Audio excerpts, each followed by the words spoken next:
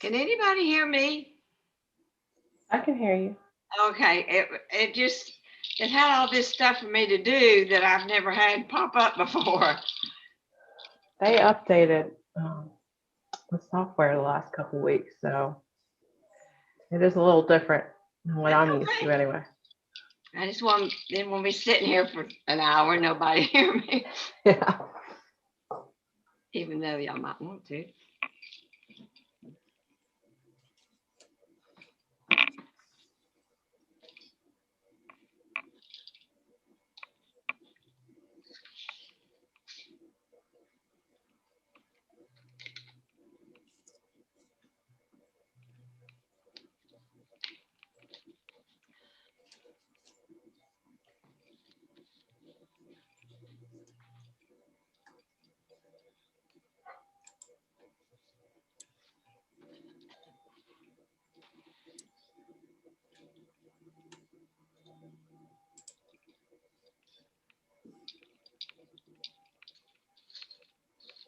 Sorry about that, guys.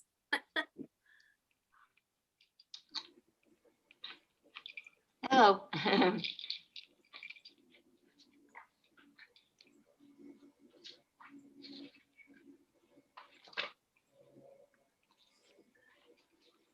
Commissioner Cannon is joining us, so I think, yeah, there he is.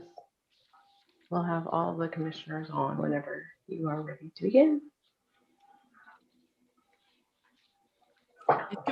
Is Commissioner Cannon on yet? He's muted. Okay, but is he on? He is on, yeah. Okay, so we have everyone here. I'm on, Becky.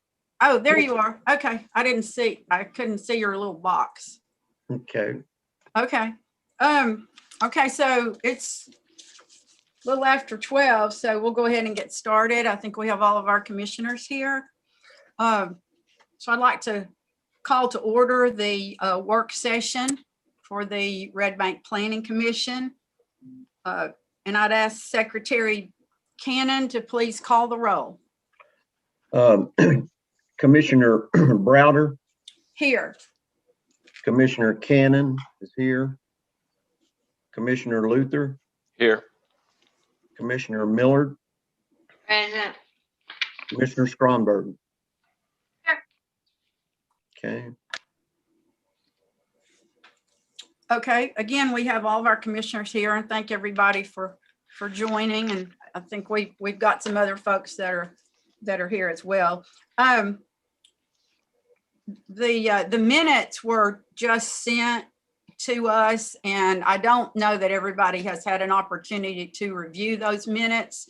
So if there's no objection, if you would review those, and if you have any corrections, to notify Ashley today.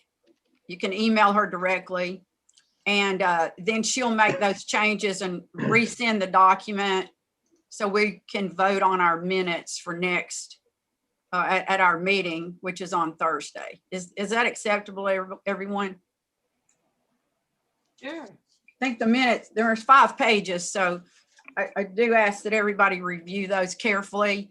And I do want to thank Ashley for her work between this last meeting and today. As you all could see from your packets that you received, and also, everything she posted in the online file, that she's really been busy. And we appreciate your work. We just really do. And we may Thank or you. may not get to all of these items today. We will touch on everything, but there are several things that will need additional discussion. Some things don't even require action, but they're here for information, that sort of thing. So we'll just go through it and see how far we get. So if you would go ahead, Ashley, and start on number 1 of the new business, which is the final plat for Downer Estates at 2000 Strawberry Lane and Linda Circle. That should be in everyone's packet with the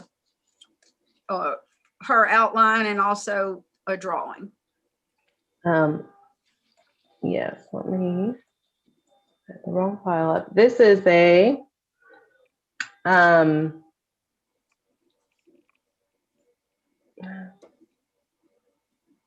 bear with me just one moment. This is a plat that was submitted as a final plat. Reason it skipped the preliminary stage is because sorry about that, is because there's no infrastructure to be built. So it was able to, here we can get the picture up. So it was able to go straight to the final plat. And so this is on the screen is the original lots as they are now.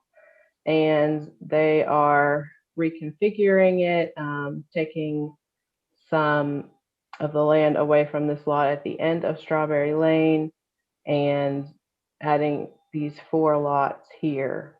And the reason this is in front of the Planning Commission is because Strawberry Lane is an easement.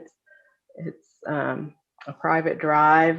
These folks at the end have to, take their garbage all the way down Strawberry Lane if they want the city to pick it up. So it's been there for, I couldn't find the record of when it was originally platted, but it's been there for decades. So it's, and it's worked well for the people that are living there. So I have recommended approval. I did submit one change to the surveyor that I think he'll make, and it will just be basically taking the sanitary sewer easement that's already here and designating it as a access easement, because the land sort of that goes off of this area here is kind of, the lots are long and narrow, and so that would sort of allow for some future connectivity on that private lane, should the owners of the other properties wish to do so. So I've recommended approval with that one change. I'm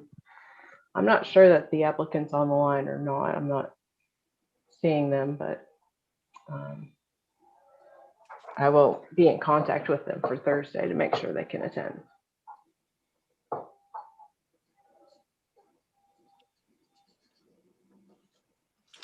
Do we have any questions from any of the commissioners? Yeah, I've got a few.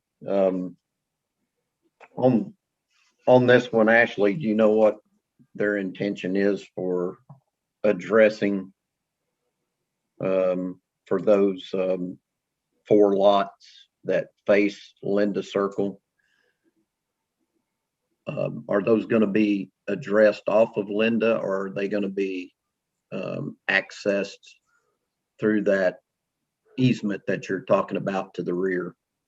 They will all be off of Linda Circle. There won't be any access from Strawberry Lane. Strawberry Lane is, the way it's deeded, it really only gives access to the the property owners that are directly touching it here. So yeah, they will be accessed through Linda Circle, and their addresses are going to be Linda Circle addresses as far as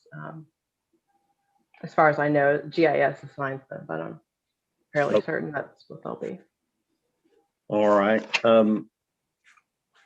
I would like to see some additional language on the Okay. plat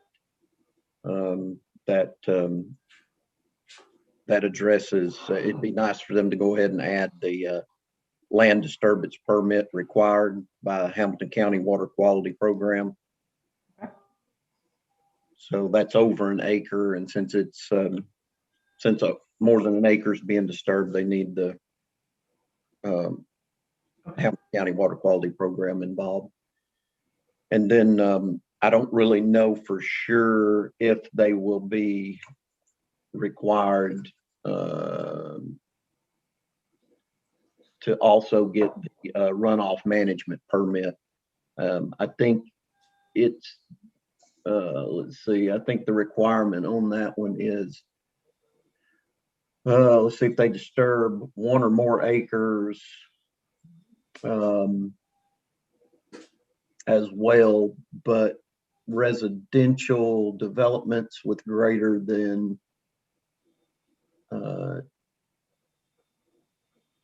10 lots.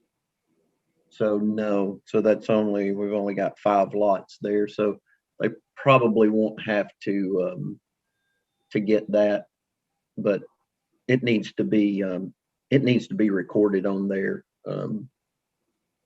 on the land disturbing permit from Hamilton County Water Quality Program.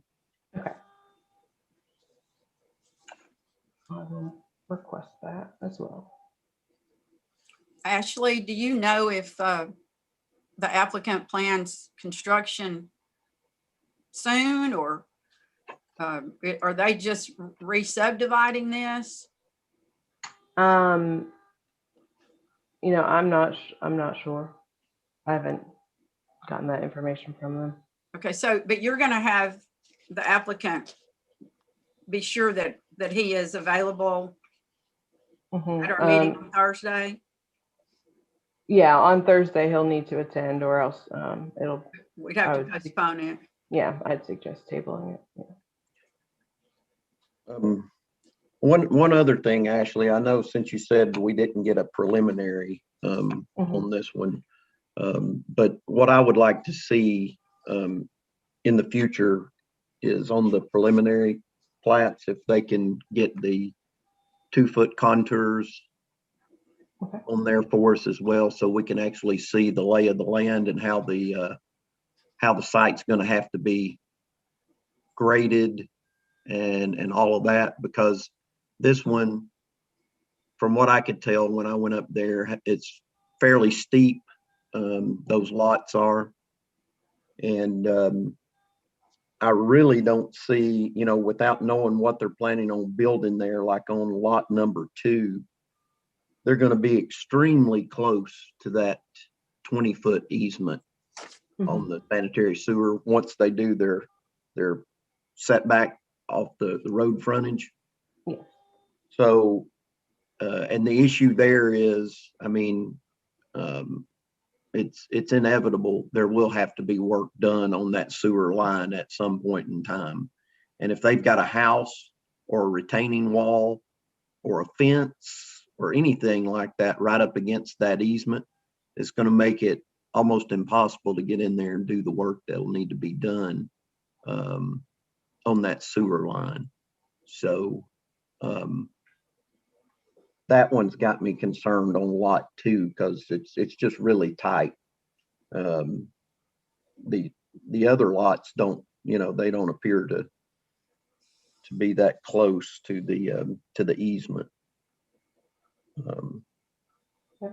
And I'm just curious if we can check with Tim and see what our regulations are about fencing and stuff like that near easements. If we've got a setback off of easements or anything like that for fencing or retaining walls, or things like that, it would be great to know exactly what that is. Okay. And I'm assuming this one has no moratorium on it. This area has no, it's not in the sewer moratorium. No, this area is not in the moratorium. Okay.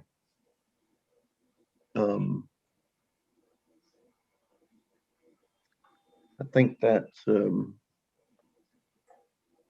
my biggest concern on that one, is trying to protect that sewer and also protect the future home buyers, because they'll need to know that there's potential for work to be done. If they put a fence up, it's going to have to be taken down. If they put a retaining wall up, it's going to have to be taken down if it's right on that sewer easement for that lot number 2. So. Okay. Do we have any other questions from commissioners? It does seem like we need a little more information on this one, Ashley, so hopefully we can have the applicant available on Thursday. Yeah, I will touch base with him and if he can't attend, then we'll just have to push it off to the next month. Okay, that'll be fine. Okay, let's go to the second item of new business, the final PUD plan for Hartman Hills, formerly 5,000 acres at 5005 Dayton Boulevard. Ashley, you want to bring everyone up to date on this and let us know if the applicant is here? Yeah, the applicant is here. This is a PUD that you've already approved the preliminary PUD for, and so we're looking at the final PUD plan, and they have, well, let's see, they just submitted a new document to me just within the last 30 minutes to illustrate the differences between the original preliminary PUD and the final here. Now, the question that has come up between myself and Arnie and the developer is if it needs to go to the Board of Commissioners. You can see, hopefully on your screen, this has the lime green is where the lots had originally been placed, and they've shifted them. My understanding is that is shifted in order to help preserve some trees, but they'll be discussing that some more for you. And there was a question, and I will let the applicant speak to this, about the number of townhomes and whether that will be an increase, or they were also discussing keeping it at 10 townhomes. So I will let the applicant address that. I think if they're keeping the townhomes the same, we could probably avoid sending it to the Board of Commissioners. I'd also like to hear a little bit more about the shift in the roads from them as well, to see if that's sort of, I mean, that is a change, but it's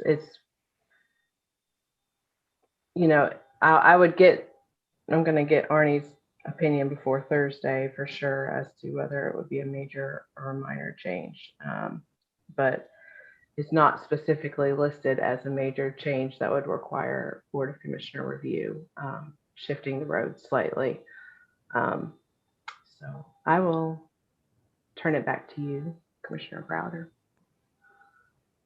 Okay, if the other commissioners have no objection, we'll ask the applicant to explain, these changes, and then we'll open it up for questions from the commissioners. If that's okay. Who is here on behalf of Green Tech? Hi, this is Good morning. Good morning, Commissioner Browder and new commissioners Luther and Skonberg. Welcome to the Planning Commission. This is the first time I've been here with you. Good morning also to Commissioners Cannon and Millard. Chris Anderson with Green Tech Homes. This is about 5005 Dayton Boulevard, which previously was called 5,000 acres, much to the dislike of members of this board and everyone else except me. So you will see that taking the advice of Commissioner Browder and others here, we have renamed it to Hartman Hill. And I would like to introduce Jeff Smith of Rise Partners to talk about the specifics of the minor modifications today. Thank you for the introduction, Chris. Hi, my name's Jeff Smith. I'm with Rise Partners here representing the applicant, commissioners and staff. Thank you for your time today and consideration. I would like to touch on the name. When we became associated with this project, we were not happy with the name ourselves and wanted to instead research and come up with something we felt was appropriate for the city of Red Bank and this development. And we learned that the city of Red Bank was actually named by Postmaster Hartman, his wife, named the city of Red Bank when there was some confusion about a duplicity. Apparently Red Bank was once named Pleasant Hill and there was another Pleasant Hill, Tennessee. And we learned that Postmaster Hartman's wife liked the color of the red terrain in her neighborhood and came up with the name of Red Bank. So we dotted our hats and named the development in honor of Red Bank and its history, Hartman Hill. Part of our plans for the development of the project is to take advantage of the terrain as part of our amenities for the homeowners in the community that will actually be able to take advantage of the existing hardwoods on site, as well as the the name of the Hartman Hill. And I'm not sure that I don't believe that what we did as far as changing the layout of the property, explain a little bit about what we've done and why. And I think you can see on your screens the blue line. Well, first of all, the green lines that you see on there were the previously submitted layout, including the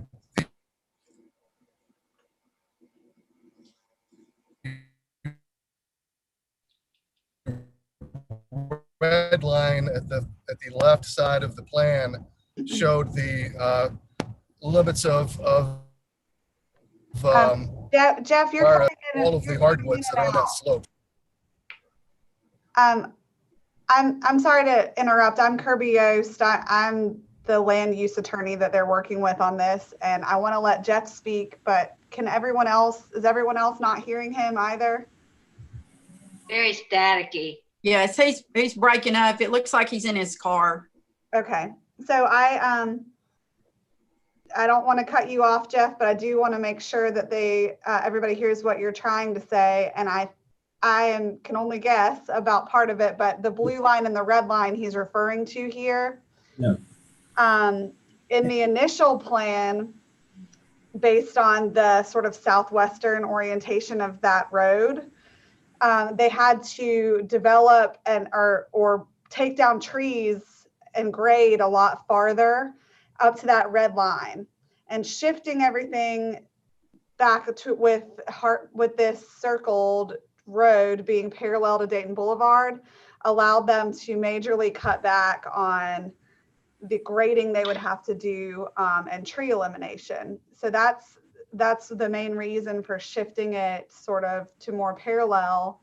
And now they are only going to have to grade to that blue line, so it allows them to keep a lot more of the natural vegetation. Hey, Kirby, this is Matt Phillips. I'm Jeff's partner. Can everybody hear me okay? Yes, you're good. Okay, so I thought I would pinch hit for Jeff since he was breaking up.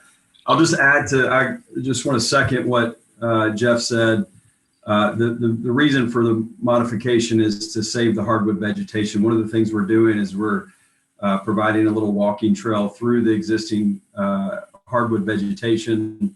We think it's going to be a great amenity walking trail that will start at one end of the project, loop through the hardwoods, and connect back into the neighborhoods, which would be a great amenity for the residents. It's approximately 2.5 to 3 acres of existing hardwood vegetation that we can save by shifting this closer to Dayton Boulevard, as noted on the screen. And I'll just want to touch on one other thing that was brought up. The townhome, we have no objection to changing the number of townhomes from 14 as proposed to 10. It doesn't have a substantial impact to us. So if that is something that is being asked of us, then that's something we can work through for sure.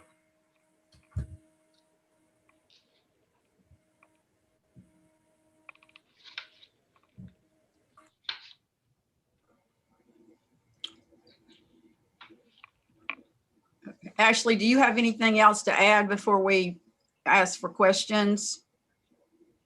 Well, I did have a question for the developer. I mean, usually I'm not the one asking questions, but with this shift, there had been on one of the prior plans, it looks like a small stream that was going near this circle that I'm pointing to right here, sort of towards the back of the lot. Is this change going to impact your, I mean, will the detention pond and everything still be adequate, with that change? And does that alter the course of the stream at all? Actually, Rocky Chambers is on as well. He's the civil engineer.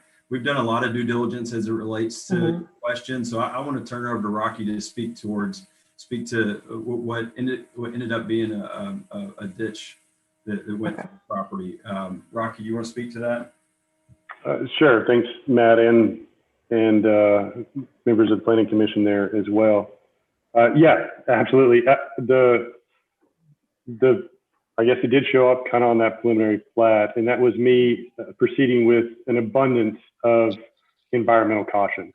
When I first went out there, I had the same concerns. Hey, is this a stream? Is this an environmentally sensitive area we need to preserve? Since that time, we've completed our due diligence period and had our ecologists go check and make sure it wasn't sensitive areas, it wasn't a stream. And then that was both confirmed with the state of Tennessee and the Army Corps of Engineers. They all agree that, hey, nope, it's just a roadside ditch. And Rocky was way too crazy to think that it could have been sensitive. So we all had the same concerns, and we wanted to make sure we went through all the steps to make sure we weren't doing anything we shouldn't. Okay. Thanks. Just wanted to make sure that was addressed. Yeah. Hey, Rocky, Bill Cannon, if you could you send Ashley a copy of that from that research you did with TDOT or TDEC? Yeah, sure. We can send the agency confirmation from TDEC for sure. Yeah, thanks, man. I appreciate it. No problem. Rocky, while you're on here, I have a question. I think we talked about this when we first approved the PUD. Those lots that back up to the Holiday Lane properties, isn't there supposed to be some sort of landscape buffer or something in between there? I just can't remember what we talked about before. Yeah, I don't think there's anything required in the code, but we were concerned with the neighbors to the north of us. And yes, we absolutely agreed to plant a vegetative screen there. The construction plans we sent over to the city manager and the rest of the city to review shows that, but it's not showing up on this PUD plan, but it absolutely shows up in the construction plans that the city manager reviewed. Can that be added to the PUD plan? Yeah, that's not a problem. I think that would be important to add that and what type of screening it is and, or buffer, whatever you want to call it. And, you know, how big it is and what does it consist of? Sure. Since we actually met the last time, we've engaged a landscape architect who's wanting to do things prettier than I did. So let me get with him, make sure that the species he selected is reflected on that plan, but I'm sure that we can do that today. Okay, that would be good. We'd like to have that submitted on the PUD drawing. And also the idea of reducing the number of townhomes from 14 to 10, I think would be welcomed. I do too. I'm really concerned about the density there. So I think that would be very helpful. We can make that change and resubmit. That's something we can have back to you very quickly. Okay, thank you. Do we have other questions from the commissioners? I Um, wanted to ask a question. When do they plan to start developing these? When is their projected date?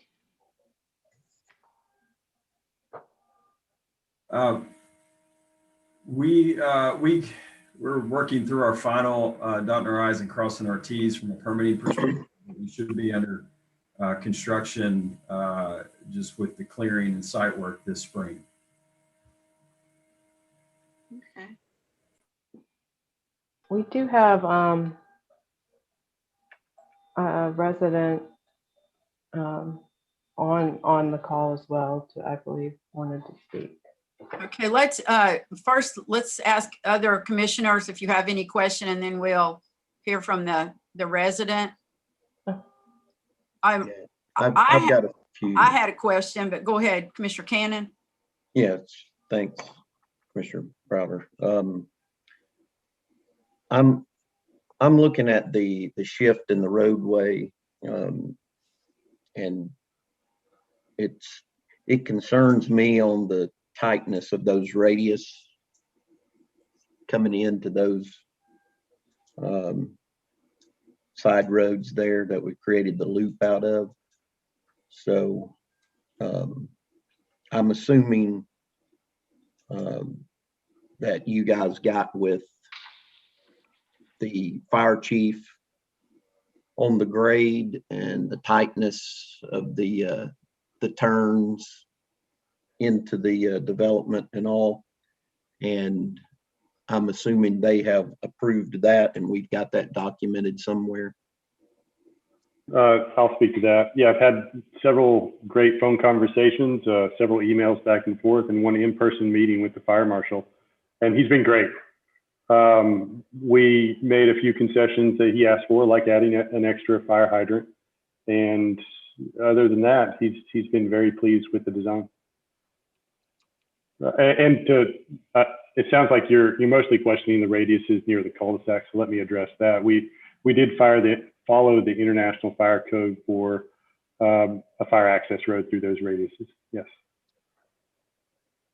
Okay.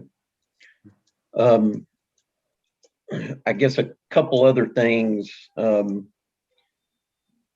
Personally, I would like to see on the plat. Of course, I'm just going off of the one that they gave us, but I mean, there's no dimensions whatsoever on the frontage of the properties. So we've got square footages there, but I mean, I can't tell if we're meeting the requirement of the zone for the width of each parcel up there meeting the required zone. So I'd like to see what those are. And then also I'd like to see a reference to section 307.11 on the open space requirements for the PUD.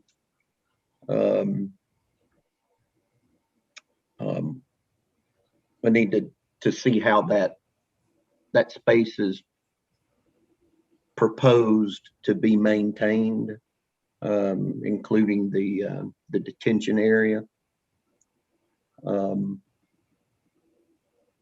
And also would like to see the same language on this one that we talked about on the previous one.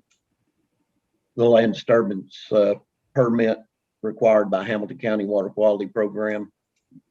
And then the runoff management permit required by Hamilton County Water Quality Program. I'd like to see those addressed somewhere as well, so that we know we've got those covered. Let's see.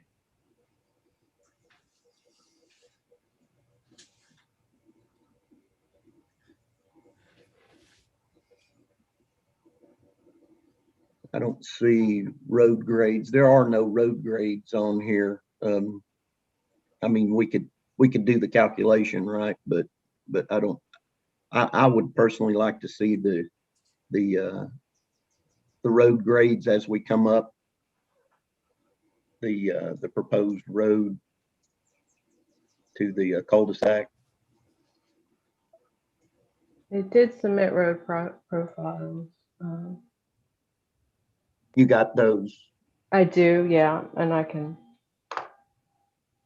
find them here for you, and I'll definitely send them after this meeting. Perfect.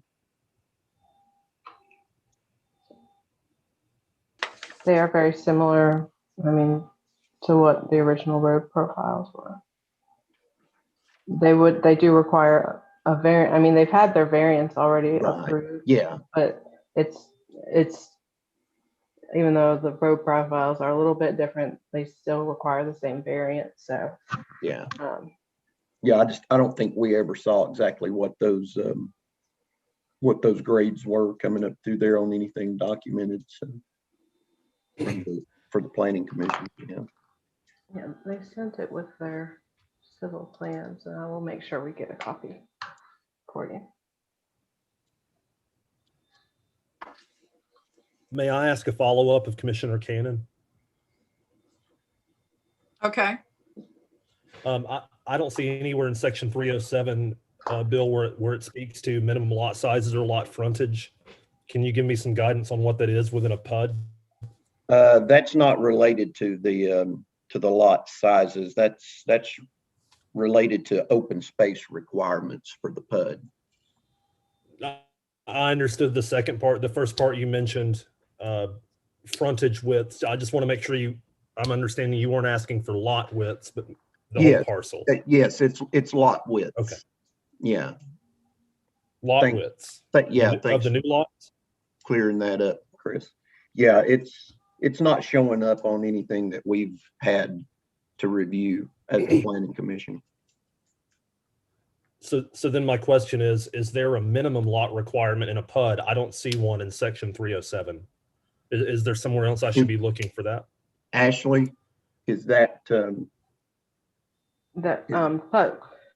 do not have minimum lot widths. It's one of the flexibilities that PUDs allow, and that's made up for by the open space requirement. So there's no requirement, although I mean it would be nice to have it on the plan so that the commissioners can get a feel for the dimensions. So right. Yeah, if we could just see those so we can see what we're dealing with on those on the widths of the lots, that would be great.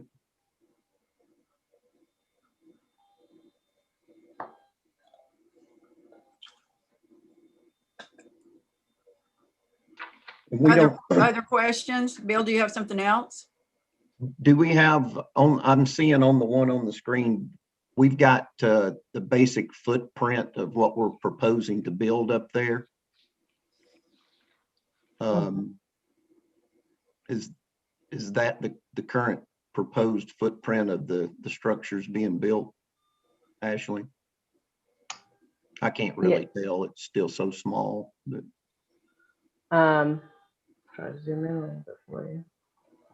But yes, these are,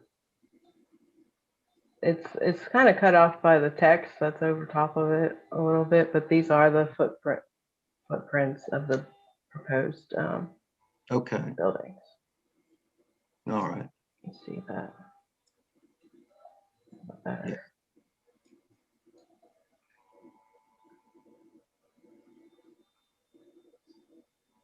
I had a question for that helps. Chris when we get there. Bill, when you're satisfied with, can you see that drawing? That's better.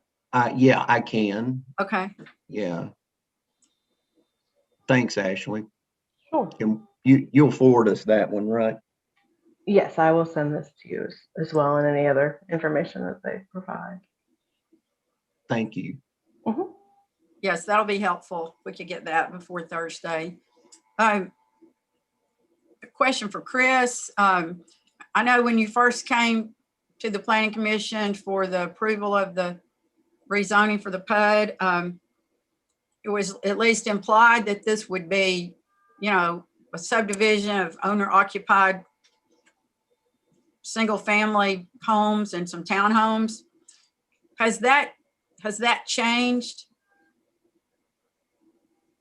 I'm going to defer to Jeff and let him answer the question about ownership of the property here, or Jeff or Matt rather, if Jeff's not available. Are you able to hear me better now? Am I more? Yes, we can hear you. Great. So yes, our current plans are to build this community for rent. That could change. You know, we basically are wanting to get this final zoning so that we can evaluate all the options we of course have legally to develop the property. I met with the city manager, Tim Thornton, though, early on in the process, and let him know that our desire at the time was to build a first-class community that nobody would know when they pulled in from the road. If in fact it would actually look in many ways nicer than a typical cul-de-sac subdivision.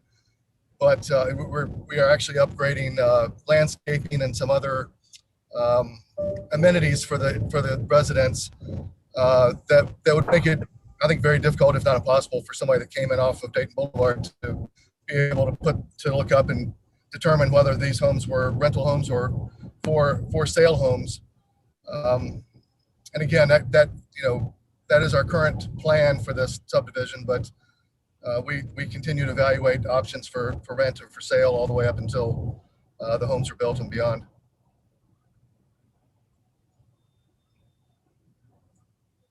So would this be, if you did rental, would you own them? We would own them. Or are you going to sell the whole project to someone else and build the houses? No, we would own all of the houses, and one of the other advantages for the community is that we would be keeping up all of the yards ourselves. You wouldn't have one neighbor keeping the yard up one way and another not keeping it up at all or keeping it up in a different way. It would be uniform, consistent maintenance of the entire subdivision, and it's very much in our best interest to make sure that it's kept up in a first-class manner.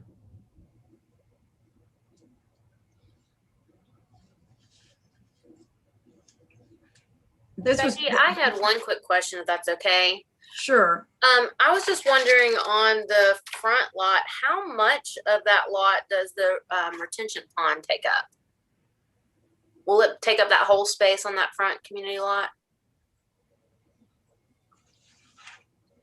Rocky, would you like to respond to that? Sure, Rocky here. I do tend to go a little overboard on designing my ponds. I don't want there to be any question at all for any neighbors downstream about our project.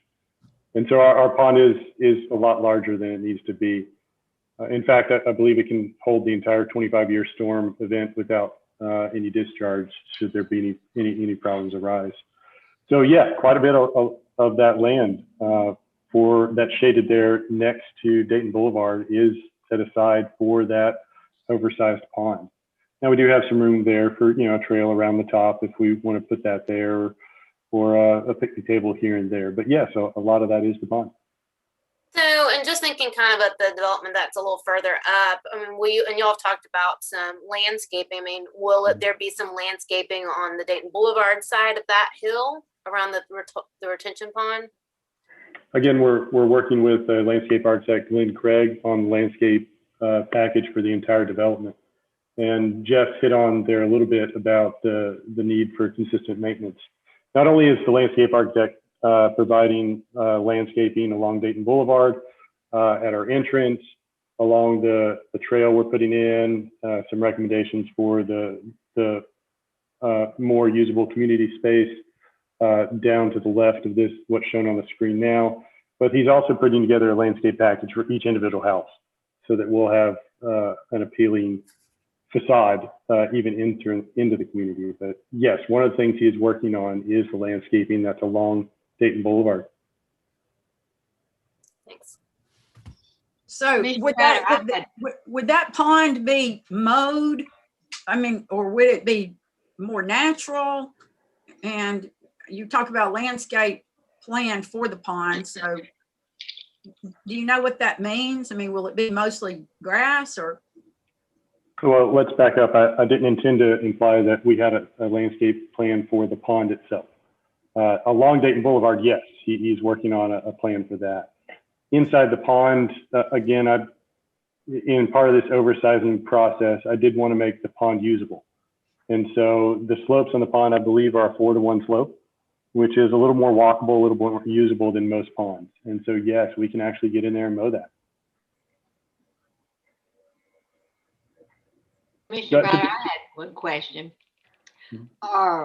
Going back to the rental of the house, will all of them be for rent? None of them will be for sale? Does that include the townhomes too? That's our current plan. I mean, again, that can change, depending on market economics and other factors, but our plan is to make this entirely professionally managed and kept and maintained community, including the now 10 townhomes. And what would those price ranges be? Commissioner, we're still working through that with, that again comes back to the answer about market economics. I think we really don't know for sure the answer to that. We're still working through with some consultants what the market rent would bear. It would be, our goal is to make it competitive with the best properties available in the Chattanooga MSA. We'll be at the upper end. I would think of the rental prices for that, but we hope to overcome the relatively high rental prices with the opportunity for residents to have the backyard, the hiking trail, the amenities, the opportunity to live in a housing community instead of an apartment complex. Okay. Is there any plans of these to be used as short-term rentals? We don't have any current plans for that right now. No, sir.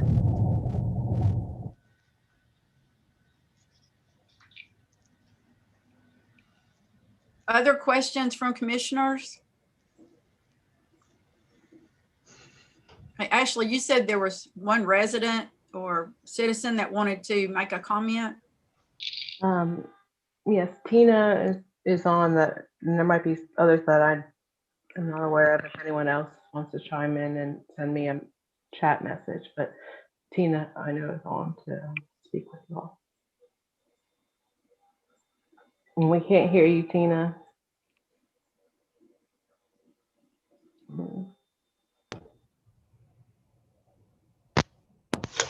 Can you hear me now? Yes, ma'am. I don't know if I've lost your volume. I'm sorry I'm late. Can I get a recording of the meeting? Because I was about 15 minutes late getting in. Yes, ma'am. Also, are the green lines the new proposal, or is this the old proposal? The green is the old, and then the drawing with the black lines is what they're proposing now. Okay, okay. Because I had the drawing with the black lines and I hadn't seen the two superimposed yet. Yeah, they sent that today. So. Okay. So, other question I had earlier, scroll back. The driveway, the road coming in, the main road in from Dayton Boulevard does not have a cul-de-sac on the end of it. The one that's perpendicular, Road 1, is on the diagram. Are the fire people all right with having to back their trucks up possibly, or the last where it breaks off and turns into the driveway for the existing house? Are the trucks going to have to back up, or can they turn around at the top of the hill where the existing house is?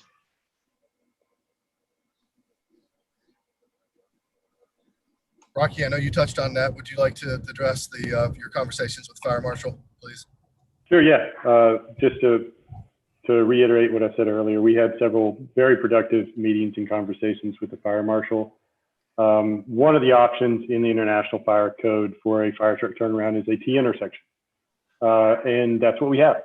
So we have a T intersection for him to turn around. He's looked at it not only in our face-to-face meetings, but he's also seen the final construction plans, and he's agreed to what we're building. Yes. Another question about the driveway leading up to the existing residence. It's following the contour. There's a ditch along the property line, or close to the property line. Is that new curved driveway going up the hill following the southern side of the ditch, or does it cross that ditch? This is Rocky again. I'll take that question as well. Yeah, there's a ditch there. And we want to make sure that we maintain flow of that ditch. If you'll notice that first almost 180-degree turn that comes up through there on that driveway is where that ditch line is. Okay, so it's following the edge of the ditch instead of, it's following the contour then. Minimizing some of the grading that would be necessary. Well, we definitely want to minimize the grading. One, we want to, try and preserve as many trees as we can up there for the view shed. And two, we're developers and we don't like to spend tremendous amounts of money if it doesn't make sense. But we do need to make sure that we get a reasonable driveway up there. And so that's the reason for the switchbacks, is to maintain a constant grade up there. I don't want to agree with one of the things you said there. I think we misunderstood each other. We absolutely are crossing the ditch. So in that nearly 180-degree turn, the first one as you're coming up, is where that ditch comes over and crosses that driveway. Okay. Is there any landscaping planned to, any landscape buffer for the, I believe it's the lots 18, 20, 22, 24, and 28 on Holiday Lane, which are above the, they're above the row of small lots. They're the, basically they're the houses 18, 20, at the 592.54 mark is the corner between 18 and 20. And then the two to the left over there are 24 and 28. Is there going to be any landscape buffering between, or a commitment to leave some of the trees intact? This is Rocky, and I'll field that one as well. I'm assuming you're referring to the lot numbers in that existing community. Yes. I believe these are adjacent to our lots 58 through 71. No, And- no. What I'm asking about are the lots on Holiday Lane up the hill from 58 through 71. You're asking along the driveway? Yes. Oh, I got you. No, right now, well, there's two things. Well, we'll say three things going on right there. One, I'm actually building a fairly good sized berm for a few reasons. And one of those is for screening. And then where I'm not building that berm, I'm also trying to leave as many trees as possible. So honestly, by the time you get to that first 180-degree turn, pardon me, there's a fire truck going by. Once we get to that first 180-degree turn, I'm done disturbing anything. So once we pass that, and as we head west, I'm leaving all of those trees. So really all we're talking about is between that curve and lot 71. And that's where I'm planning on building a berm.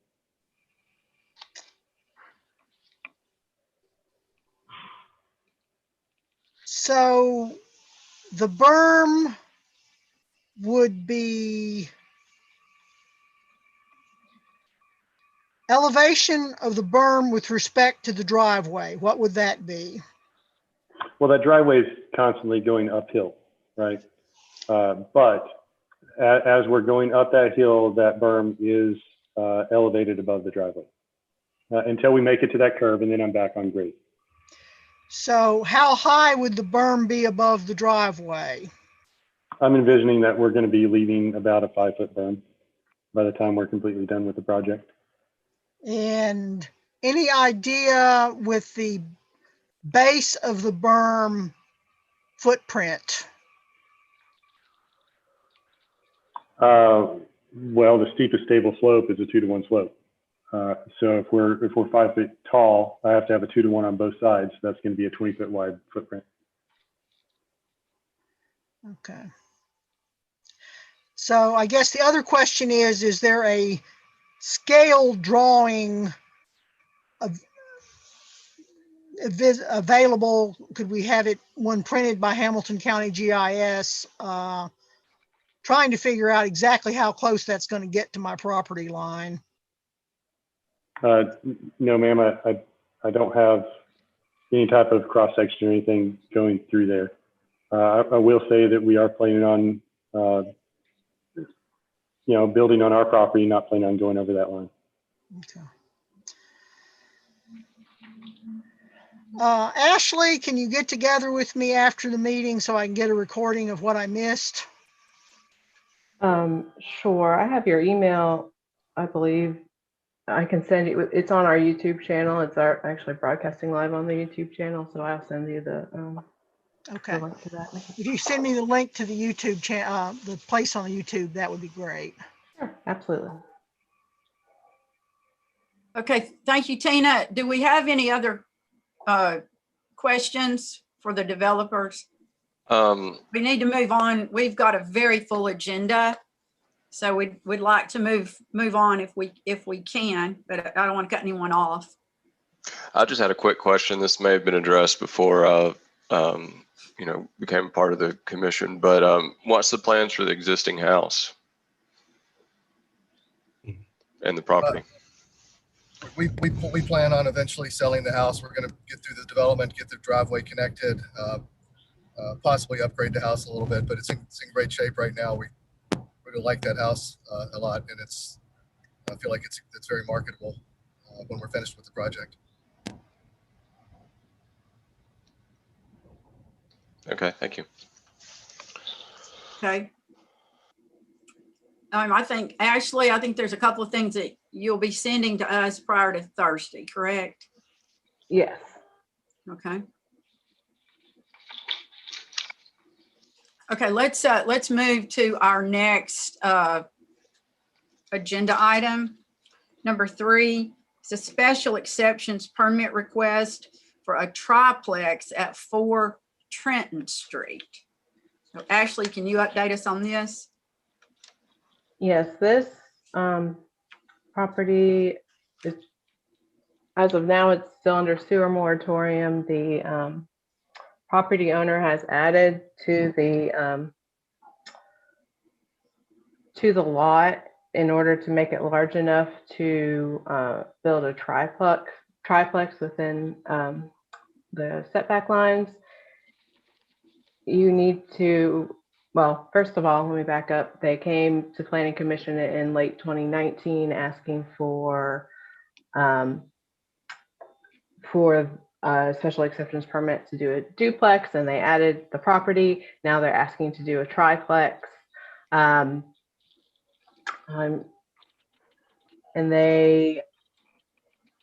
so in an R3, you have to have a special exceptions permit in order to do a triplex if it's not part of a larger residential development with single family. So that is why they're here. I have recommended approval with some, it is near Dayton Boulevard, and I think the density would be okay, but I recommended approval provided they give an adequate turnaround space for vehicles that are parking on the property, and that stormwater drainage plan, or if someone has better wording for this condition, that is submitted when the applicant obtains a building permit to prevent stormwater increase on the neighboring properties.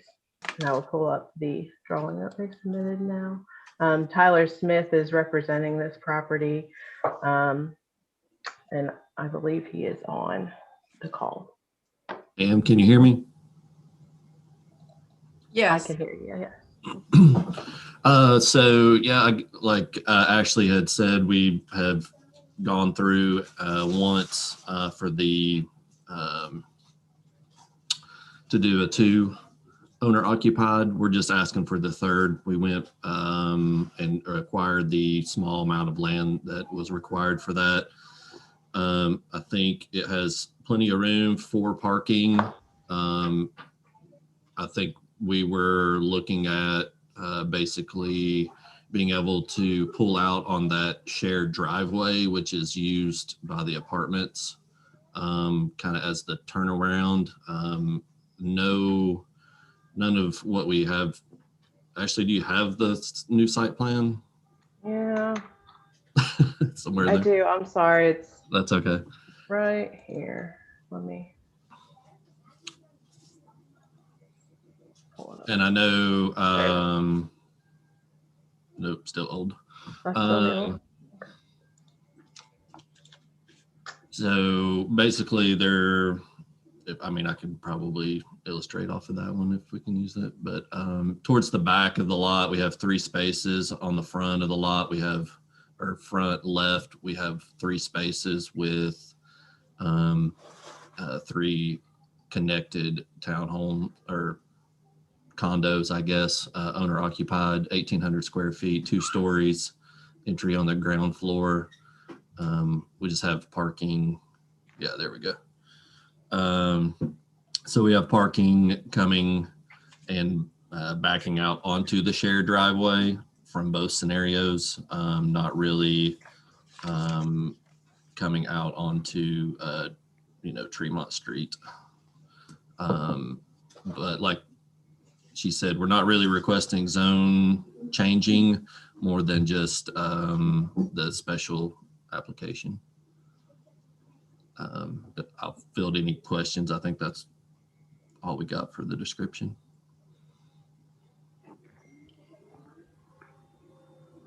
Tyler, I don't think we didn't get this particular drawing in our packet. I think I must have put in the old drawing. It was my mistake. I just remember when we dealt with this last year, the commissioners had a lot of questions about the parking, even with it being a duplex. And now you're adding another unit, which adds minimum of 2 more cars, if not more. And it's really tight there. So I'm still a little confused on where all these people are going to park. This And then this drawing, I mean, you've got a 2-story in the back and then a 2-story. So they're all 2 stories. Is that correct? Correct. What, 2 bedrooms? Is that right? 3 bed. There are three bedrooms. Mm-hmm. So I don't know what the, actually, I don't know what the parking requirements are for, these size units, but I've got a real concern about the parking and the way you pull in there from off Trenton Street. And like I said, we had a problem before with just 2 units, and now it's increased to 3 as a request. Well, I think to address a few other things, before there was this weird like ramp thing in the back that really didn't work on the other one. And to address a few different things, I think this owner had inadvertently, but still did pour concrete on the other neighbor's lot. And but to alleviate and make sure that we're not doing anything to encroach on that or give any indication that we would be doing any development on that or that it'd be okay to park on that. We're actually going to build the grade up next to the shared driveway where those 3 spots are in the back, so that you pull right in off of the roadway and there's not this weird turnaround ramp thing going on. And so I think that's what, it's a shared driveway and they're already backing out on it in several different areas on that. And it's not, it's an end of the road or end of the driveway type scenario. So it's like a dead end. So it doesn't really connect through to anything. I didn't have enough information on the Tremont Street side or Trenton to really do an accurate of where that retaining wall and how it meets. But going over there, it looks like we have enough room to put, screening in the front of that landscaping, and then have people like literally just come right back out or be able to turn around and come out on that shared driveway and not have any nuisance on the Trenton Street side. So you put screening on this area. Sorry, right here. I had a question. I'm sorry, Ashley, what did you say? Screening right there? Is that what you said? Yeah, that's what he was proposing, was landscaping along Trenton, screening along Trenton. Is that right? Yeah, to push people out, onto the driveway. Okay. I had a question, Tyler. Do you plan to still live there yourself? I know at the beginning you had mentioned that you would plan to live there. I'm actually representing the owner. Oh, okay. He is not. He's planning on selling this to a developer, which I'm also working with. And their plan is to do owner occupied and get started as soon as the moratorium's lifted. So they would be for sale, not for lease. Correct. So these would be like townhomes or condos or correct. What? Yeah, it would have a HOA, which would maintain the property. But they would still have, so it's one property, stay one property. They would own their little slice and then have an HOA for the grounds.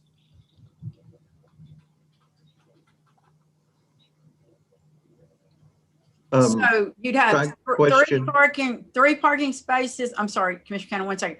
Three parking spaces, I'd say on the front and 3 on the back. Correct. So where would someone park if they were visiting? I mean, is it 2 spaces per unit? That's a requirement, Ashley? Yes. Okay, that's what I thought. I mean, so there's no other place for someone to park who is a visitor, right? You don't have anything. Well, the Right shared up. driveway actually encroaches on the property by 10 feet, and I think people could easily park and do park along that entire kind of driveway space anyway. This is Rob Garrison. Am I able to speak in this meeting? Are you a resident? I am the owner of the apartment complex in question. Okay, if you'll just hold your comment for 1 minute while the commissioners have an opportunity to ask their questions of the developer, and then we will get to you. Thank you. You're welcome. Other questions from commissioners for the developer's representative? I guess, where did I get the impression that these units were going to have underground parking, like the bottom was going to be parking? Maybe I just dreaming. Okay. Oh, There's that no was not- parking. There's no parking at all in the units at all. No. Okay. Okay. And I agree with you, Becky. It'd be great to see like a guest parking spot per unit. Right. Because I do worry that might end up in that in the apartment complex further down or one of the commercial spaces below. Yeah. Or the center unit, you know, it doesn't have any direct parking right next to it, so I could see people just, you know, pulling off, you know, right off the side of the road, parking there, maybe inhibiting traffic going up to the apartment complex, that type of thing. Right. We may have enough room. There is a retaining wall down on Trenton Street where we could possibly put a couple of parallel spots for guest parking. If you haven't been to the site, there's a pretty sizable retaining wall that actually holds, I guess, that driveway up. So there's not really direct access if you park on the side of the shared driveway. Like you couldn't walk from the road directly in. You'd almost be walking in on the second story as far as elevation wise is concerned. So you really are, the way the site's set up, you really do have to go to the parking spots to really kind of gain access to the site.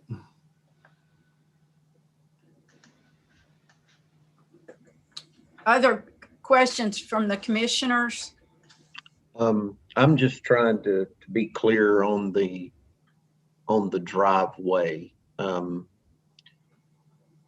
The physical driveway, is that platted the same way that it's drawn here, or is and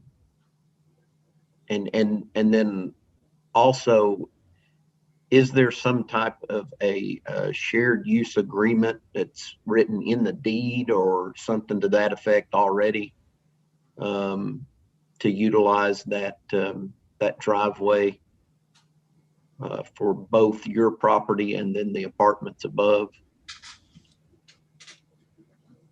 I've not done research on the deed to see if there is an easement shared by that. I can definitely look that up before our next meeting.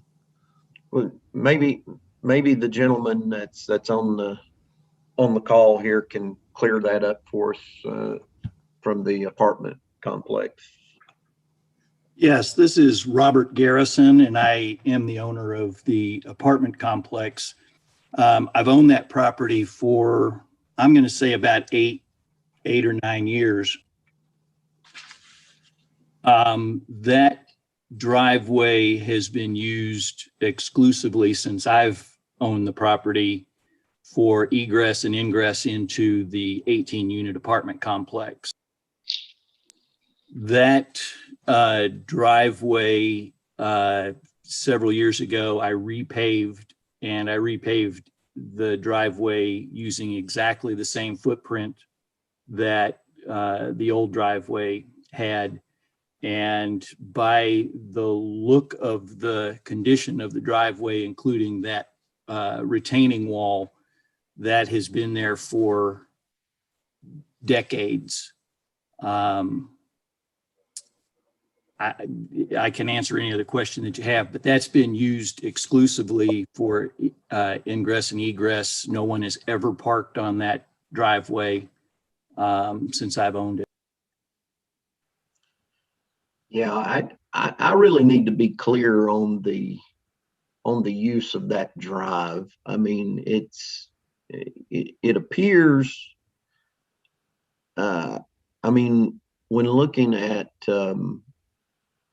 Hamilton County GIS, it appears that the majority of the hard surface area for that drive is on the 4 Tremont Street's actual property. So, I mean, we really need to be clear on the drive and the use for the apartment complex and the use for this 4 Tremont Street property. I mean, we need to be clear on that before I'm comfortable voting one way or the other on this. So, so a little bit of deed research, something to that effect that tells us for sure that this apartment community has an agreement already written into a prior deed or something to that effect, stating that they have the use of that drive. And I mean, it could be a mess if we don't clarify all of that. I will say that the property was surveyed when he made the purchase of the neighboring lands, and the survey did show the property line going up the driveway, which I can provide that to you as well. So, but I haven't looked at the deed, but I can pull the deed up. The deed's up, no problem, to see how it's written into that. If you'd like. And then actually, are you? I just wanted to. I was going to also mention about parking. It is in the city's ordinances and design review standards, which this isn't design review, but it is right next to design review, that the city encourages shared parking agreements. So I would say if the property owner for guest parking was able to say, work with the apartment complex, work with the commercial in front of them to have certain hours of the day where guests could park within walking distance, that might be an option to look at. I mean, that the planning commission could review as well. So. I think, going from what Rob said and what everyone's kind of going towards is this shared driveway is kind of one of those things that are kind of grandfathered in, and now that it's being addressed, we probably, or being brought to the light that we need to address it. It is, I think, in everyone's best interest that we work together to make sure that we can get this resolved, and that we are definitely view it and this property as shared parking and access for all. Even the R1 lot owner to the left probably is encroaching on the actual Plat driveway with a driveway of his own. So I think getting some clarity, and Rob, I don't know if I can get your information somehow or something, and we can get together and work on figuring out how we can make this project work for both of us. I think that would be. Yeah, I'd like to get your contact information as well. I certainly want to do whatever I can to try and help make things as amenable as possible. I do have a problem with very tight parking for my current residents. And there are frequent times that I get phone calls in the middle of the night saying that too many guests have parked and I can't find a parking place. So I'm a little bit landlocked in with regard to being able to provide parking for the 18 units that I have at the top of the hill. This is certainly an issue. That driveway's been there, like I said. If I had to guess, I don't know this, but if I had to guess, that driveway's been there for 50 or 60 years that way. I looked back at the deeds way back to before this thing was, the apartment was ever built. And I believe that the owner of my property also owned property and may have taken some liberties because there is the driveway goes wider than the easement. And again, all I can say is that could have been 40, 50, 60 years ago that's been like that.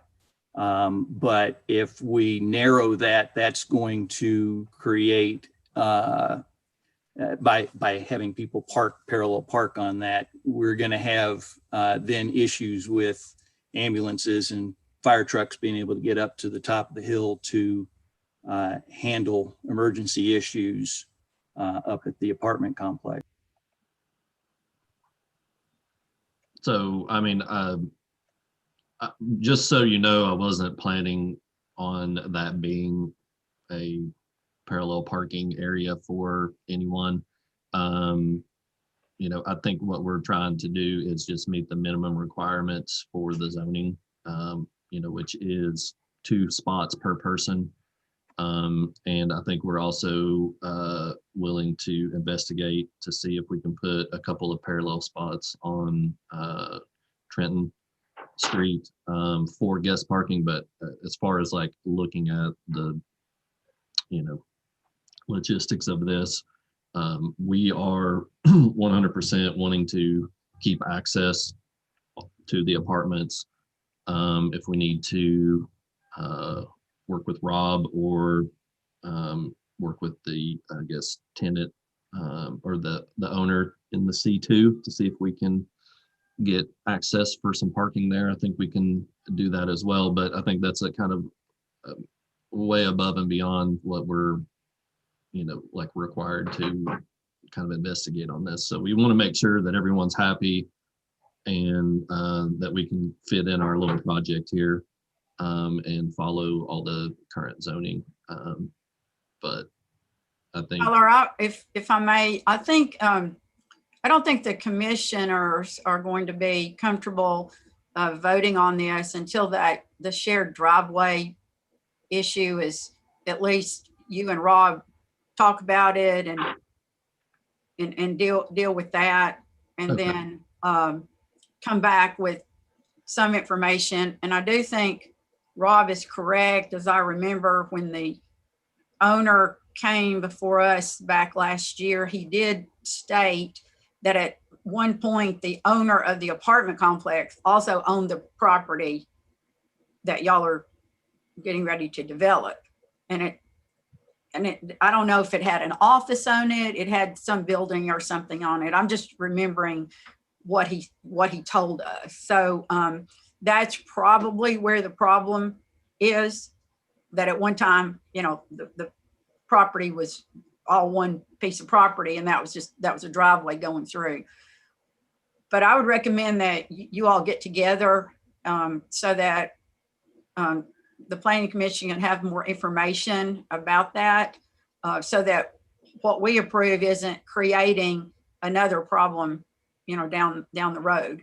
And I do understand what you're saying about, you know, you're trying to, you know, just do the minimum of what's required. But again, like I said, back last year, we were concerned with 2 units there and parking. And now there are 3 units which adds, more, need for more parking. So I feel like we just need a little more information, and perhaps the beginning of that would be the 2 of y'all getting together and talking about it. Would it be appropriate for me to give Tyler my telephone number here? I think you should, and then we need to move on to our agenda, and then you will all need to talk offline and see if compare drawings and that sort of thing, whatever research. I have Mr. Garrison's number because he had texted me. I'll send it to Tyler via email. Okay, thank you. Okay, that'll be fine. Commissioner Bowder, do you care if I just get some clarification? So the driveway easement, I guess, or driveway accessibility is an issue. And then are we looking for extra guest parking, and how many spots do you think that would satisfy the commission? Are those the things that I need to address coming up for the next meeting?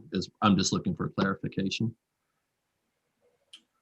I would say yes, but I would welcome any other commissioner to chime in here with any other information you think Tyler needs to provide. Yeah, well, from my perspective, I think that's a good idea. Tyler, is to try to work on the guest parking, and looking at the lay of the land, the property there at 8 Trenton Street, where they're coming off of that drive now. It looks like it could be graded a little bit on that side, and you could probably get 2 or 3 spots in over there. But I mean, that would require some type of an agreement with that property owner to do that, but if you can negotiate something like that and bring that to us, then that would kind of alleviate, the concerns about any kind of overflow visitor parking that you may have by adding the additional space. Okay. All right. Thank you for your comments, and Ashley, I'll get your information to get in contact with Mr. Garrison. Thank you for your time, and we'll see you at the next meeting. Okay. Thank you. Thank you. Thank you. Okay, we're really running short on time, so we've got several things for discussion that don't actually need any sort of decision made at this upcoming meeting, but we can go ahead and talk about some of this, or we can move our agenda a little bit out of order if we need to. Is everybody okay on time for another 30 minutes or so? After that, we probably need to cut it off. Yeah, I have a hard stop at a couple minutes before 2, but other than that, I'm good. All right. Okay. All right. Do y'all want to get an explanation on this, the chicken ordinance, since it's next? Sure. Yeah. Ashley, you want to brief us on this? Sure. So the Board of Commissioners has put together a proposal that would allow chicken coops for female chickens within single-family residential zones on properties that are at least half an acre. And they have requirements for the coop and the run, which is the area where chickens can go outside. I've done a little bit of research. Neighboring communities, there's Chattanooga allows only for 5 acres or more. Signal Mountain, from what I can tell, has no lot size requirement. Their regulations are very similar to what was proposed here. I saw Walden, it's in Hamilton County. They limit it to 2 small livestock per acre, so they have a limit per acre. So I did a little research on your lot sizes. it looks like about a little over half of your residential lots would qualify for this to home chickens. There are, I mean, chickens can be kept in a safe manner. Of course, they have to be kept very in a sanitary sort of manner. And I'm no expert on chickens, so I did list some regulations that other cities have put in place. My recommendation, I mean, it's your community and it's what you want in your community. Chickens are kind of a controversial issue in communities. There's no planning best practice as to, you have to let chickens in such and such size lots. I do know that a lot of times HOAs will step in and ban chickens if they feel that they're getting to be a nuisance in the area. The proposal does allow, from my understanding, it's like a 1-year trial to sort of see how it goes. And I thought that was kind of an okay compromise to, start with half an acre and see how it goes, and then see if they need to put stricter safety guidelines or any other changes at the end of the year, see how it goes. I would say the only change that I thought was really needed in the ordinance, and this is just based on what I've read in other ordinances and guidelines about chickens, is increasing the run size. They have it set at 10 square feet total, and I've read that the minimum should be about 8 square feet per chicken. Of course, I'm no chicken expert and I defer to anyone who is, but I think maybe the requirement was a little bit small. So, and I'm, usually the planning commission leaves fees and that kind of thing up to the board of commissioners, but it is common to have a fee associated with it, an ongoing yearly fee.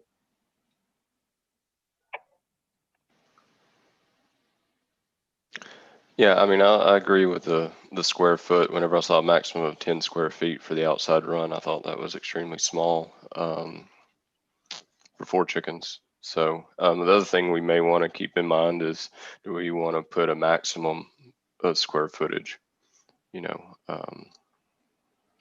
on the outside runs?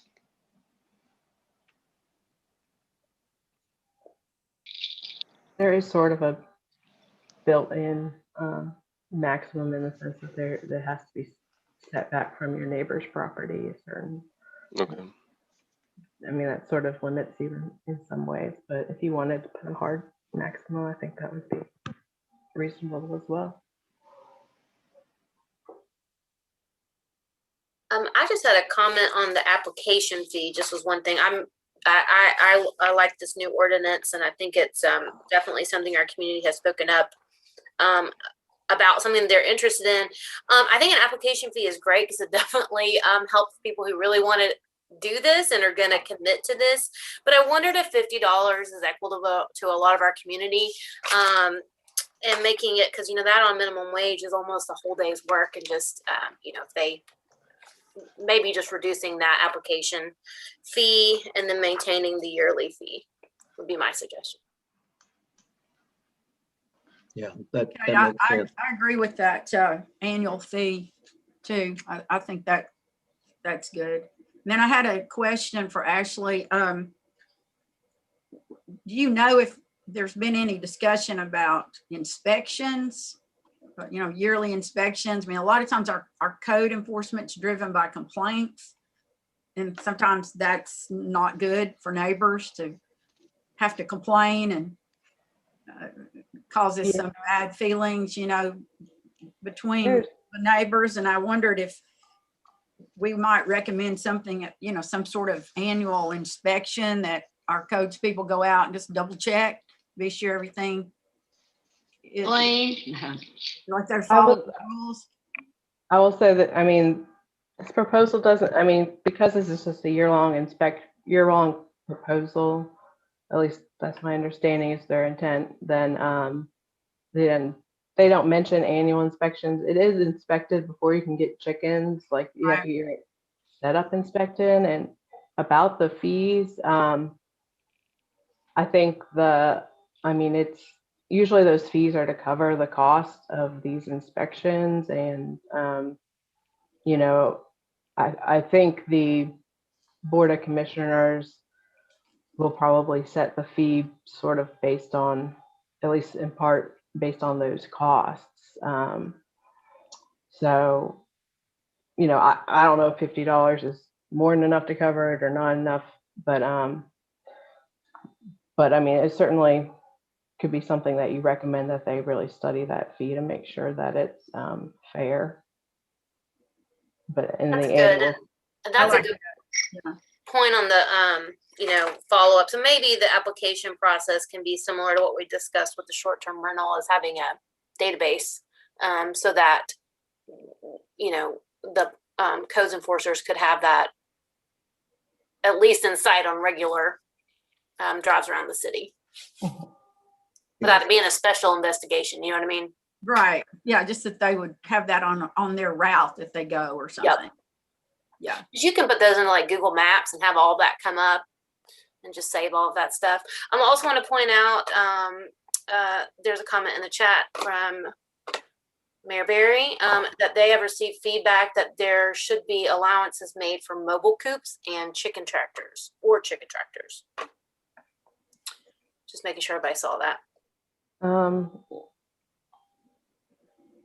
I don't know what those are, so I have no opinion on that. And it's really not a land use at that point if it's in a vehicle.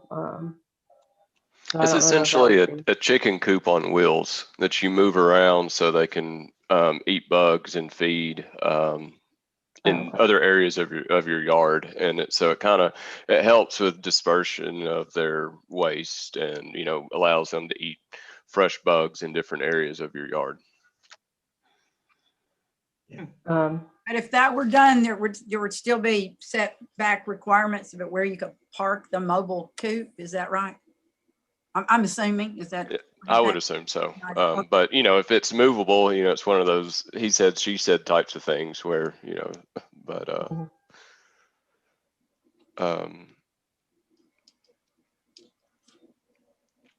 well, that could be. So I would assume as long as the mobile coop fits the minimum requirements of the inside, the 2 square feet per chicken, I don't see how that would be. I guess I had a question. I've lived in Redback, I guess, since 1978, and I guess I've really never heard anybody talk about wanting chickens. Why all of a sudden? Where did all this? I've never known. I sell real estate, but I've never really. That's never been an issue. Is anybody trying to know if it was zoned for chickens or anything? Well, Sonia, I know in North Chattanooga, it's become a hot item. So they've been.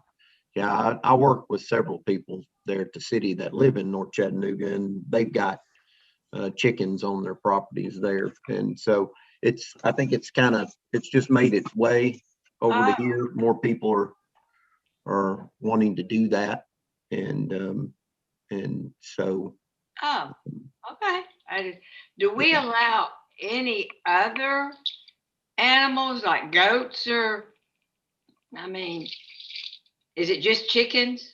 Do we have any other? I think you have to be, I don't know the animal control ordinance very well, so I'm not gonna, usually a typical city gets 5 acres or more. You can have a certain number of animals, goats or, but that's an animal. Just for chickens, just to adjust the ordinance for chickens only. This is for chickens and no roosters, which are the primary nuisance. It's good. I'm not a fan of roosters. Oh man. But I do think that the numbers are really interesting. With the current restrictions, that's about half the residents would not be eligible, correct? With the recommendation of a 1/2 acre, it it would be a little more than half would be able to.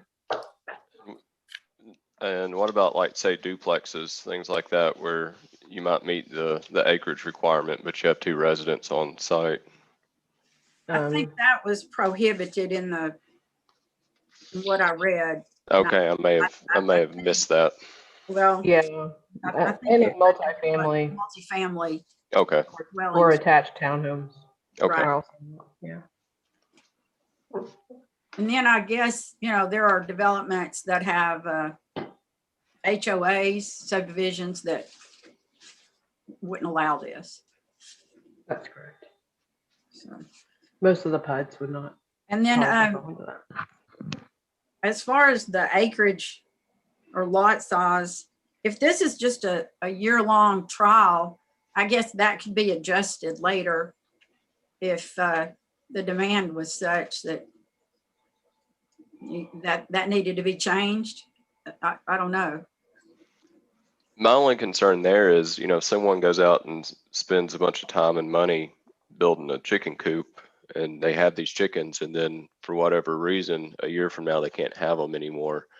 What are you going to do with your chickens? And then Right. tear this coop down and all this kind of thing. So I think that's maybe something that we need to keep in mind is, if it doesn't work out like we hope that it will down the road, what might be the I guess the feedback from that. That's a good point.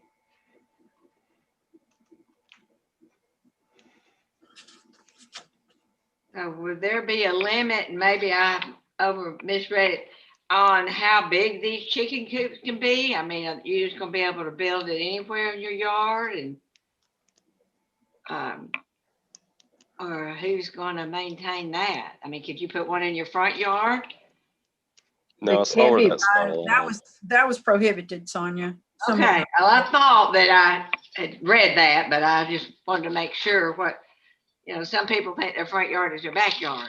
Right. And then there is that minimum square footage per chicken, I guess, which Right. Yeah, I saw that. that Yeah, can dictate the size.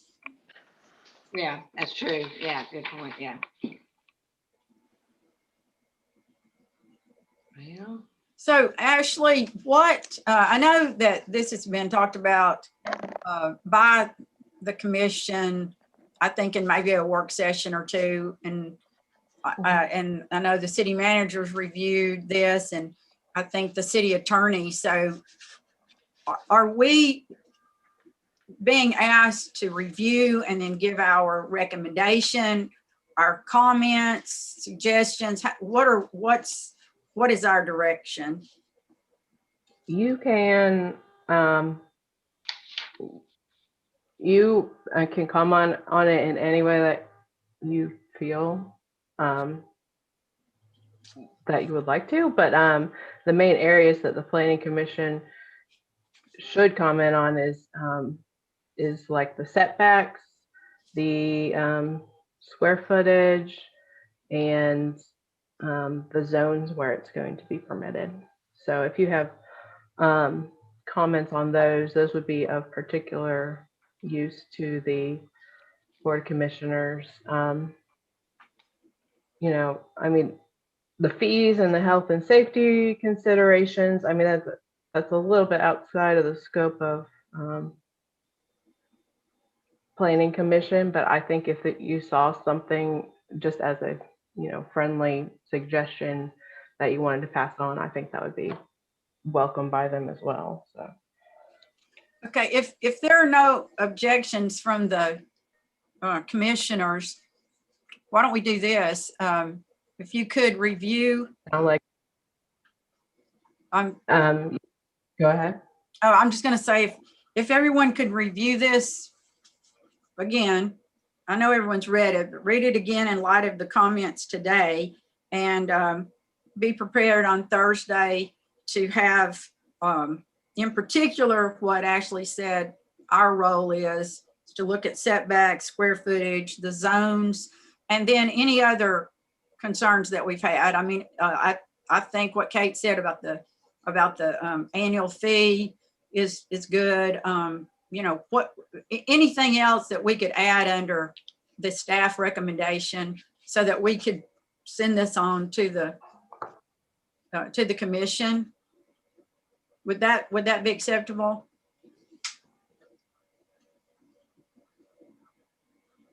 I think so. Are the commissioners, are y'all okay with doing it that way? Yeah. We can move to our next item here. I just know we're going to lose Kate, and I'd like to, for us to end our meeting at 2. Even if we don't finish everything, we can move it to our next, well, we have a meeting Thursday night. We can take it up or push it to the next, our next work session. Yeah. Okay. Ashley, looking at what's left on our agenda, to be sure that we address what you need us to look at, what would be the priority, and we can take some things out of order if we need to. Okay, so I would say this land use plan update, since it would be very quick and easy to look at, would be a good priority. And then, I mean, these zoning ordinance changes, I mean, I don't think we'd be able to get through all of them. So it's your call if you want to sort of get started on that, or if you would rather discuss steep slope or short-term rental regulations. I can speak to the short-term rentals. I had asked Ashley just to give us a background on the short-term rentals. We don't really even have to discuss that right now. That can be done at another meeting, another work session. I just felt like there were some questions that had come up with that rezoning request that we had. And so I asked her to do some research to bring everyone up to date on what the requirements were in terms of what had been approved a couple of years ago with the city of Red Bank. So I think that can be talked about later. Just review it and have your questions ready, because it's not something that we have to act on. Becky, if I can. Yes. On that one, what I would like to do, if we can, I want to look at the rental units comprehensively. So okay. I would like to address this going forward as not short-term rental unit regulations, but rental unit regulations, period. And that includes our long-term, because we need to address what we're seeing, which we just had today on the Hartman development. So, and the only way we're going to be able to address that is if we look at the rental units comprehensively. So that's what I mean. Short-term rentals obviously have a different impact, but our long-term rentals are also having a major impact. And so if we can look at that kind of like we're looking at it together, and I think all of the information that I'd sent over to Ashley, most other cities that I had done research on, they take a comprehensive approach that way, and they their ordinance is written for the licensing part and all for short-term and long-term. So they require licensing for long-term rentals just as well as short-term rentals. And so I would like to look at us developing an ordinance that looks more like some of those drafts that I had sent earlier. So that's something, again, pardon me for not knowing exactly how this works, that we could call like a special meeting to discuss, since we tend to go over, I don't want to interrupt any business that needs to get done, but I agree that that's definitely a larger conversation that needs to be had. So how does that work? Yeah, it would just about have to take up a full work session. I would Right. think, just Yeah. that one. It really item. would, Kate and Bill. I think maybe that is something that we can talk to Ashley about doing in the future. That'd be Yeah. great. Okay. All right. Let's quickly then let's look at this the land use plan update, the review of property sale and purchase requirements, because I think that will only take a minute. Yeah, this was requested by Board of Commissioners, and Tim was part of it as well, just so that the Planning Commission's role in reviewing the sale purchase of property is a little bit clearer. And so the Planning Commission would now be involved and have to do a review prior to purchasing or selling any public property, public real property, so real estate, land, buildings. And this is only public property, so it's things that public would have access to or has had access to, not a property that's part of a tax delinquency or something like that. So this would require that you review that. This is related to the middle school. This is related to the car wash property that was purchased recently. You would have had to review that.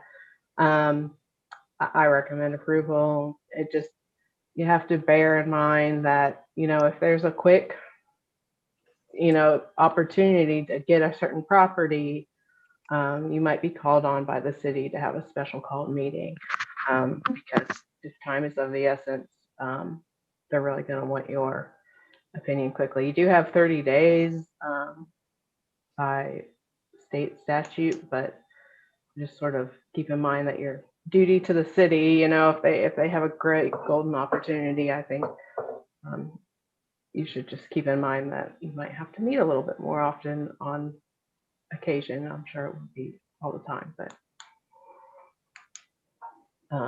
and that's Do we that.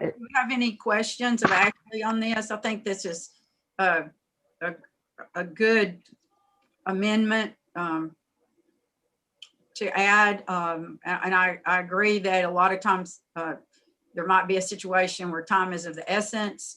Where there's an opportunity to purchase something that might not can wait for our next meeting. So I'm certainly willing, I know y'all are, to call a special meeting if that's required. Yeah, that's not a problem.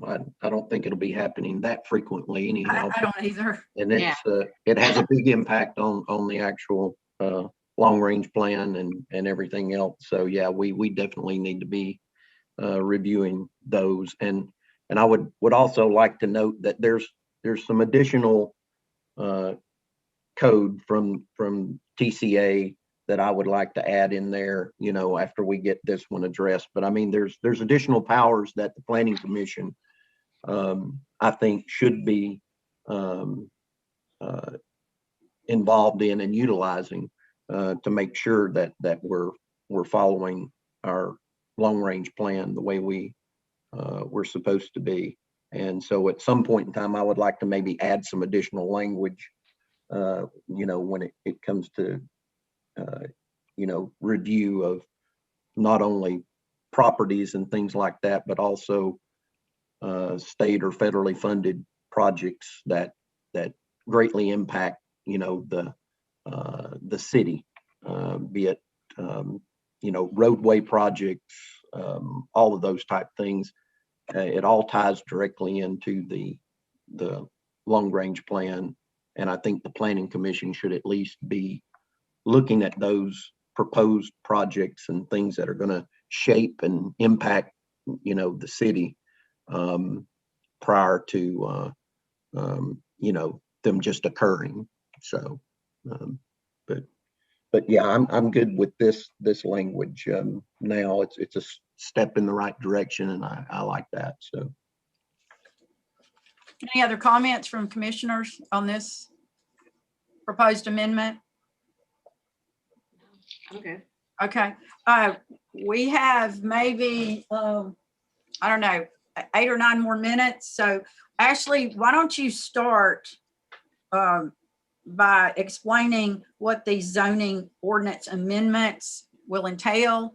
And we may only get to a couple of them, but we can pick up where we've left off Thursday night, and maybe we can finish those. Okay. Okay. Sure. So this came about as a review by Tim Thornberry and his Eddie Clinton in codes enforcement. He and I, the three of us sat down and went through the code book and just went through. We found inconsistencies, and then we found some areas that just needed some modernization and update. So I can go through. I mean, some of them are simple as changing yard to setback. That's just throughout the document. The next one is a few years ago, they had upped the minimum square footage of single family residences, but they missed some of the zones. So that's an area that they wanted me to go through and correct. I am obligated to explain that, you know, it's not considered a best practice to have minimum square footage of 1,400 square feet, except for in R1A where it's 2,000 square feet. Those are considered very high minimums, but that is what the city had, you know, heard feedback from residents as to what they wanted. So just the American Planning Association and this does not consider that a best practice. So I can't necessarily recommend that change, but it's there for you all to discuss.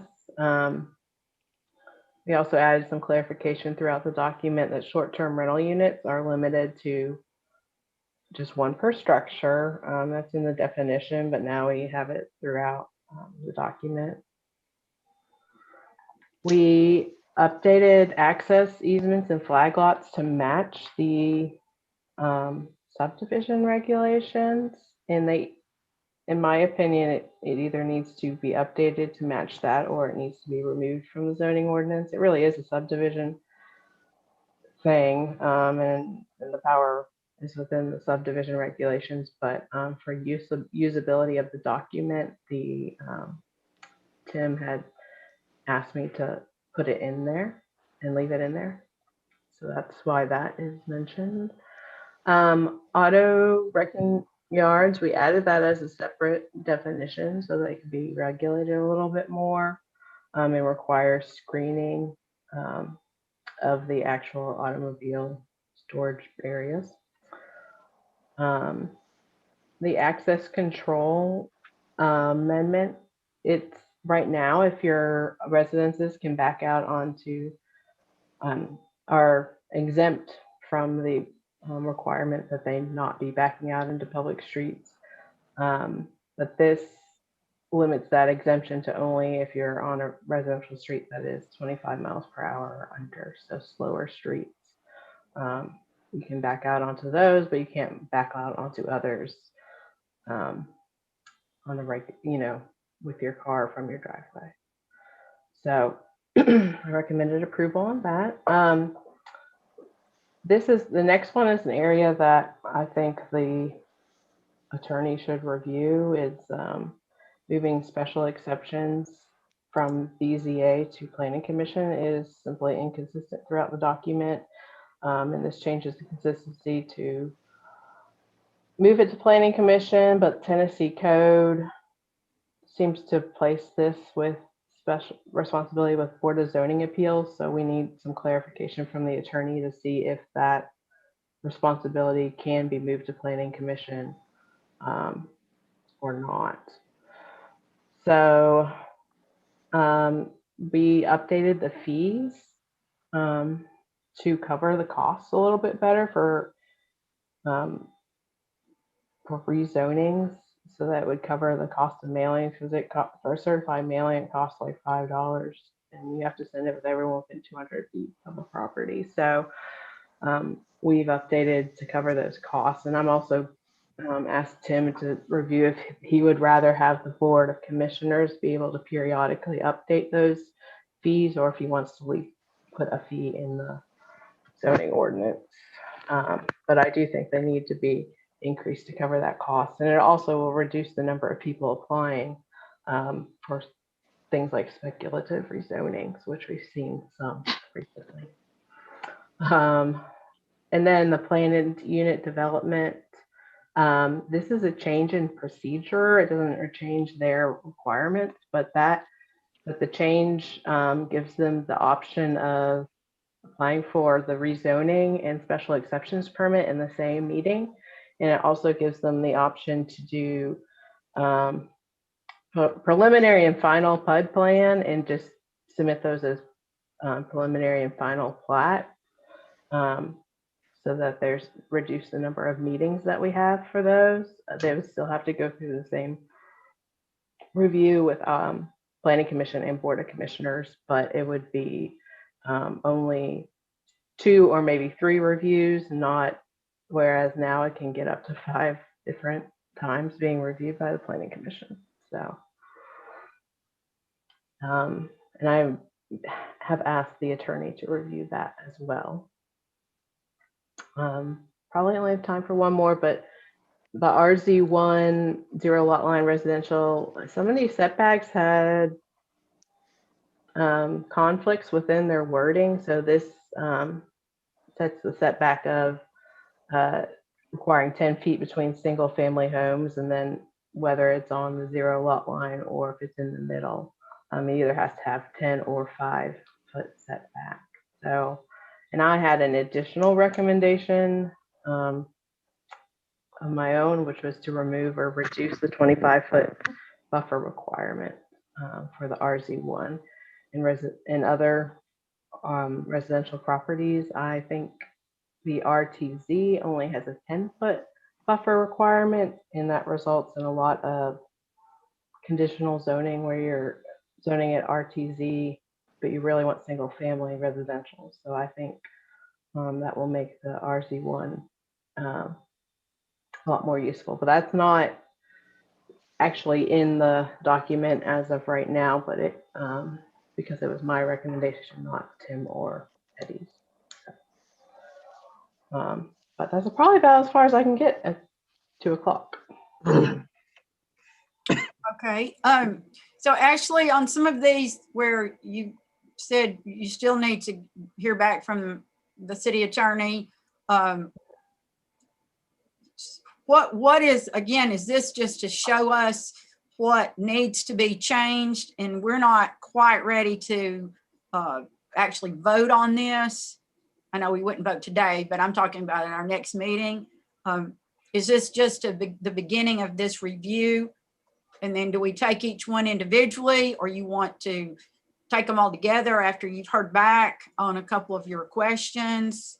How do you want to, how should we proceed with this? My suggestion is to do it all at once. That's what I thought, but go ahead. Anything that the attorney ends up, recommending against at a later time is something he could discuss with the board. But I think timeline wise, I'll probably get the attorney's opinion over the next month, and then at our next meeting in March, we'd be able to vote on most of these, at least, depending on our agenda, of course. I know, but our agendas are quite full. I'm like Kate, we might have to have a special meeting to talk about a couple of these things. Okay, is there, I think that's a good plan. On Thursday, let's pick up on this where you left off, so you can go over those with us to be sure that everyone knows, what these are. And then if there's no objection, we could stop here and we can pick up some of the things that we weren't able to talk about at our next, at our meeting on Thursday, because I don't think we'll have quite the discussion if everyone gets their information into Ashley that's been discussed. We probably won't have quite the discussion of the PUD or different things. I mean, we could, and if we do have citizens, then of course, you know, we'll allow that time. All right. But is that acceptable to everyone, just to stop here? Sure. Anybody have Sounds any good. objection or question or anything about this? I'm good. Okay. Well, if there's no objection and we hear a motion to adjourn, we will. And then, like I said, pick up on some of these things that we weren't able to get into. And why don't we also Thursday sort of talk about, you know, when we might be ready to have a special meeting to talk about, say, what Bill was talking about in terms of the rental unit regulations. That may take a month or two before we would be at a position to talk about that. We still need to talk about steep slope ordinance. That'll take a little while. We've got several things like that are on our plates. Yeah. I make a motion that we adjourn. Okay, is there a second? A second. Okay, motion and second. All those in favor say aye. Aye. Aye. Aye. Okay, well, we'll see you all on Thursday. then, Thursday. okay? All right. Okay. Thank you. Okay, Thank and if, you. Bye-bye. again, on the minutes, if you would, please tell Ashley any corrections. I had a couple, but I'm gonna reread them, okay? Okay. And thank you all so much for your time. Mhm. Thank Okay. you. Thank you. All right, bye-bye. Bye.